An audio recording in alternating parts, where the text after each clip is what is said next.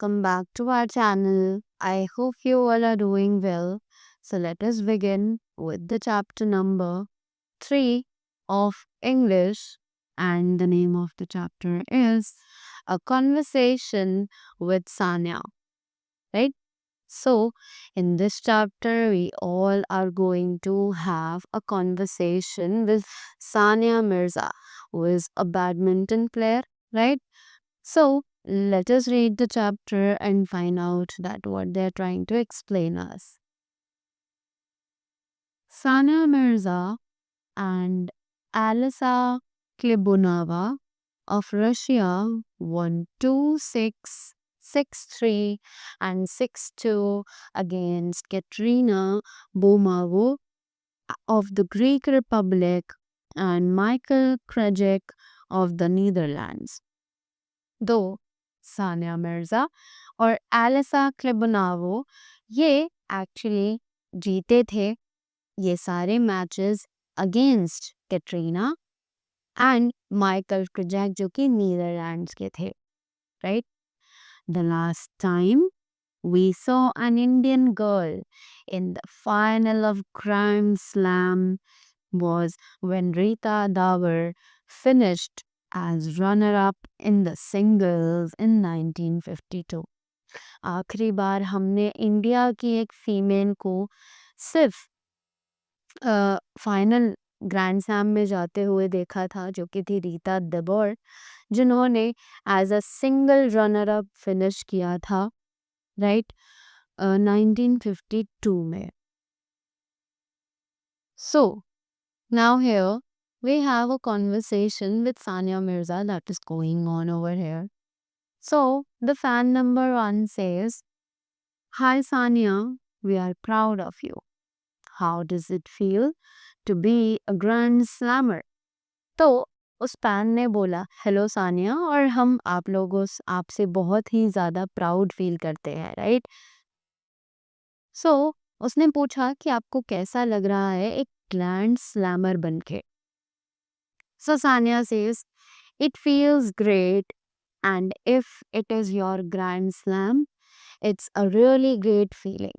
तो सानिया ने बोला कि ये बहुत अच्छा है, राइट? और मैं इस वक्त बहुत अच्छा फील कर रही हूँ एक ग्रैंड स्लैम बनके. It's really a great feeling. Sanya replies, it feels great, and if it is your grand slam, it's a really great feeling, right? तो उसने बोला कि मुझे बहुत अच्छा लग रहा है, और अगर ये बात हो रही है ग्रैंड स्लैम की तो मेरी फीलिंग और भी ज़्यादा बेटर है, right? Fan 1, how important do you think education is for a sports person? तो फैन 1 जो है वो बोलता है कि आपको क्या लगता है कि एक स्पोर्ट्स पर्सन के लिए जो एजुकेशन है वो कितनी ज़्यादा इम्पोर्टेंट है, right? Sania, for me it's very important. तो सानिया जवाब देती है कि मेरे लिए वो बहुत ज़्यादा ज़रूरी है, right? I would definitely like to complete my graduation, कि मैं ज़रूर चाहूँगी कि मैं अपनी ग्रेजुएशन कम से कम कंप्लीट करूँ.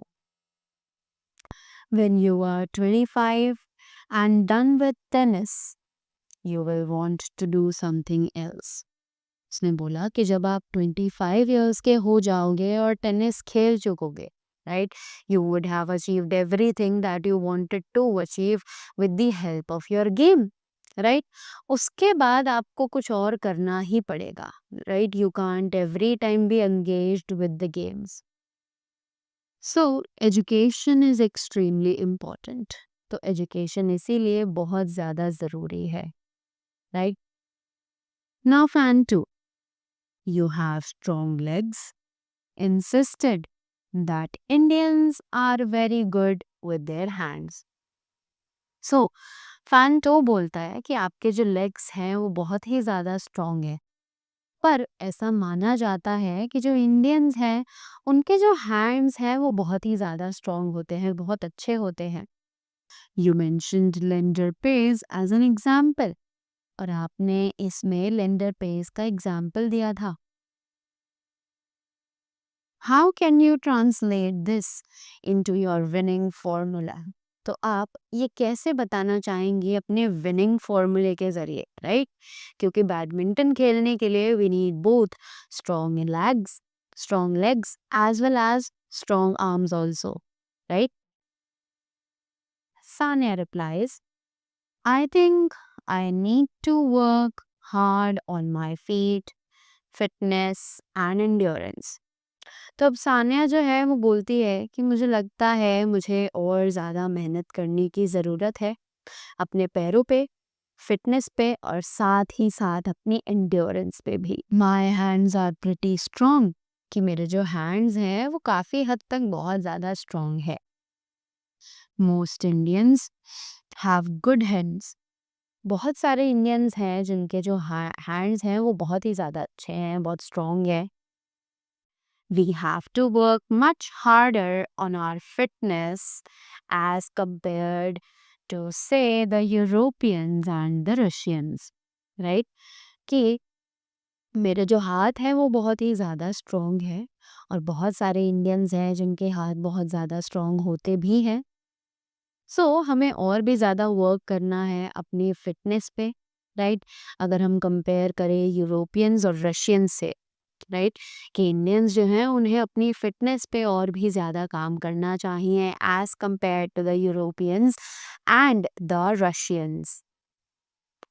After that, fan 3. Do you think that sports persons are ambassadors of their countries? So अब फैन 3 जो है वो बोलता है कि क्या आपको लगता है जो स्पोर्ट्स पर्सन है. तो नाउ फैन 3 आस्क्स कि क्या आपको लगता है जो स्पोर्ट्स पर्सन्स होते हैं वो अपनी कंट्री के ब्रांड एम्बेसडर्स होते हैं, right? Sania, definitely. Sports person play for their country and carry the hopes of the people of their country with them.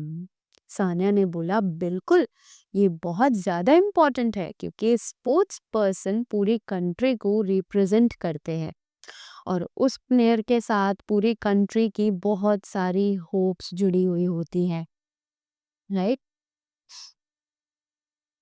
Sun 4. If you had not become a sports person, what would you have been? तो fan number 4 जो है उसने पूछा कि अगर आप by chance एक sport person ना बनती तो आप क्या बनना चाहती. I have never thought about it but I am interested in interior designs. तो सानिया ने बोला कि मैंने इस बारे में कभी सोचा तो नहीं है पर मैं रियली इंटरेस्टेड रहती हूँ इंटीरियर डिज़ाइनिंग में. Now at 20 years of age, Sania has made it to the top 30 in the world ranking. अब सानिया ने 20 साल की उम्र में अपने आप को वर्ल्ड के टॉप 30 स्पोर्ट्स पर्सन में काउंट करवा लिया है. After Ramesh Krishnan was ranked 23rd in June 1987. No Indian player, man or woman, has made it to the top 30 so far. Right? Radha Krishnan जो थे उनकी रैंक थी 23rd इन जून 1987 और किसी भी इंडियन प्लेयर चाहे वो मैन हो चाहे विमेन हो उन्होंने अभी तक भी टॉप 30 की लिस्ट में आना क्रॉस नहीं किया है, right? She was the only one जो इन वर्ल्ड की टॉप 30s में रिप्रेजेंट की गई थी, right? So that was all about the chapter. I hope you all got it very well and you learned more about Sanya in this chapter. So that was all from my side. Thank you so much and have a great day ahead.